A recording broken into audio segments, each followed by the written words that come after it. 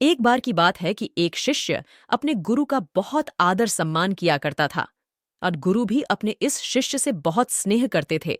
लेकिन वह शिष्य अपने अध्ययन के प्रति आलसी और स्वभाव से दीर्घसूत्री था। सदा स्वाध्याय से दूर भागने की कोशिश करता तथा आज के काम को कल के लिए छोड़ दिया करता था। अब गुरुजी कुछ चिंतित रहने लगे कि कहीं उनका यह शिष्य जीवन संग्राम में पराजित न हो जाए। आलस्य में व्यक्ति को अकर्मण्य बनाने की पूरी सामर्थ्य होती है। ऐसा व्यक्ति बिना परिश्रम के ही फलोपभोग की कामना करता है। वह शीघ्र निर्णय नहीं ले सकता और यदि ले भी लेता है तो उसे कार्यान्वित नहीं कर पाता।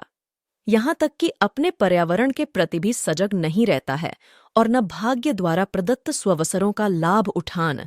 कला में ही प्रवीण हो, पता है। उन्होंने मन ही मन अपने शिष्य के कल्याण के लिए एक योजना बना ली। एक दिन एक काले पत्थर का एक टुकड़ा उसके हाथ में देते हुए गुरुजी ने कहा, मैं तुम्हें यह जादुई पत्थर का टुकड़ा 2 दिन के लिए देकर कहीं दूसरे गांव जा रहा हूं। जिस भी लोहे की वस्तु को तुम इससे स्पर्श करोगे वह स्वर्ण में परिवर्तित हो जाए। कला में ही प्रवीण हो, पता है। उन्होंने मन ही मन अपने शिष्य के कल्याण के लिए एक योजना बना ली।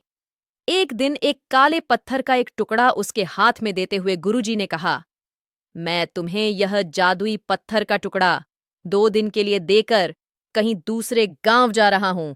जिस भी लोहे की वस्तु को तुम इससे स्पर्श करोगे वह स्वर्ण में परिवर्तित हो जाए। पर याद रहे कि दूसरे दिन सूर्यास्त के पश्चात मैं इसे तुमसे वापस ले लूंगा। शिष्य इस स्ववसर को पाकर बड़ा प्रसन्न हुआ, लेकिन आलसी होने के कारण उसने अपना पहला दिन यह कल्पना करते करते बिता दिया कि जब उसके पास बहुत सारा स्वर्ण होगा तब वह कितना प्रसन्न, सुखी, समृद्ध और संतुष्ट रहेगा। इतने नौकर चाकर होंगे कि उसे पानी पीने के लिए भी नहीं उठा। उसने निश्चय किया कि वो बाजार से लोहे के बड़े बड़े सामान खरीद कर लाएगा और उन्हें स्वर्ण में परिवर्तित कर देगा। दिन बीतता गया, पर वह इसी सोच में बैठा रहा कि अभी तो बहुत समय है, कभी भी बाजार जाकर सामान लेता आएगा। उसने सोचा कि अब तो दोपहर का भोजन करने के पश्चात ही सामान लेने निकलूंगा। पर भोजन करने के बाद उसे विश्राम करने की आदत थी और उसने बजाय उठ के मेहनत करने के थोड़ी देर आराम करना उचित समझा।